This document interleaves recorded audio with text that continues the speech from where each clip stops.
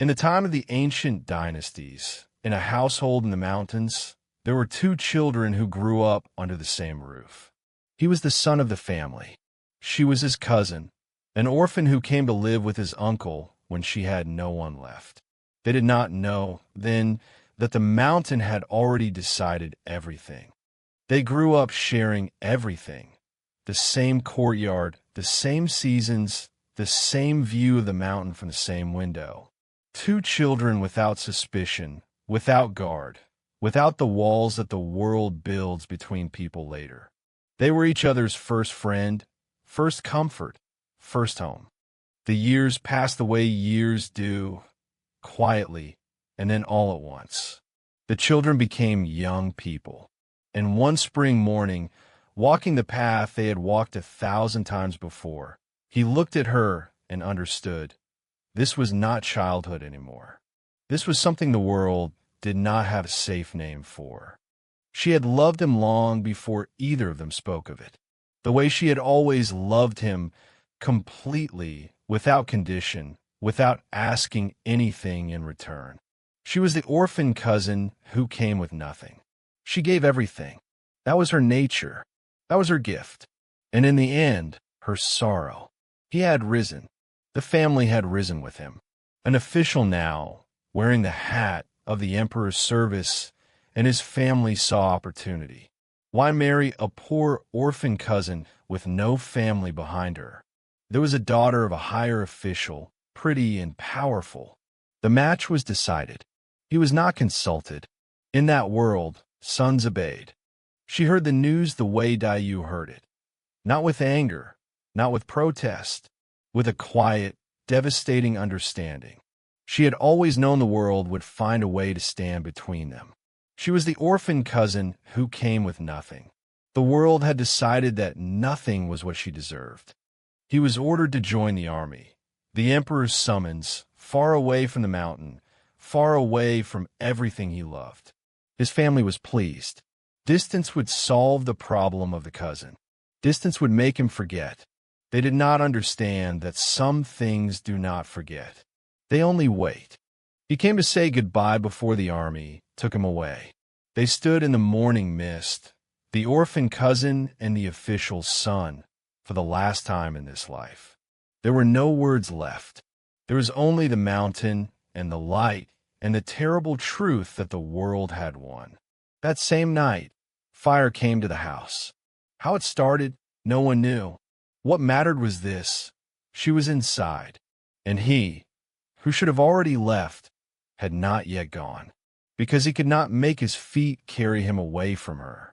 He ran into the fire, not the official, not the obedient son, just the boy who had grown up beside her. He ran the way love runs when all the world's walls finally fall away. Too late to save her, not too late to find her. He held her in the fire, and she, for the first and last time in this life, let herself be held by him.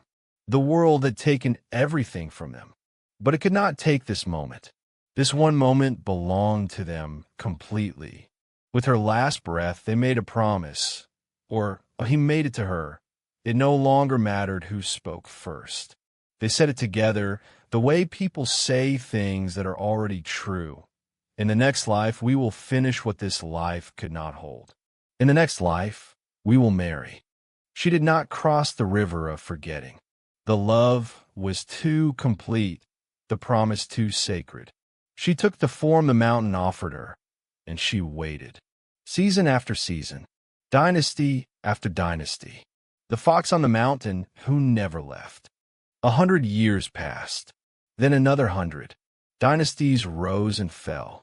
The mountain stayed. The fox stayed. Every morning she sat beneath the plum tree and watched the road below. Is he coming today? Is today the day the red thread pulls him home? She had learned patience from the mountain itself. She did not count the years. She did not grow bitter. Love that comes from two children innocent and unguarded does not know how to become less than itself. It only waits. It only keeps the candle burning. Hundreds of years later, a young man came to the mountain. He did not know why. something below thought and reason, something in the bones, in the breath, pulled him up the old stone path through the plum blossoms. He had never been here before.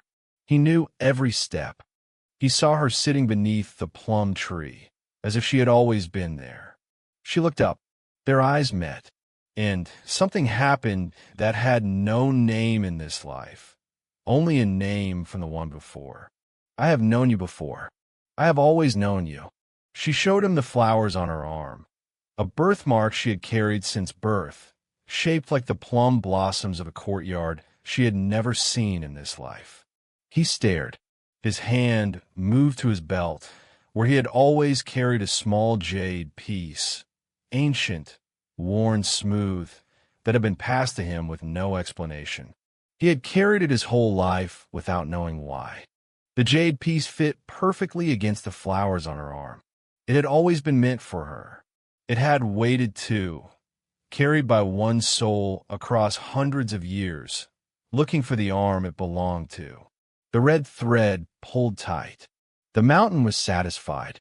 The bond continues. And so they lived together at last on the mountain that had kept her promise all those years. No army to take him away. No family to stand between them. No world powerful enough to separate what had been decided before either of them was born. Love destined before this life. Love fulfilled at last in this one.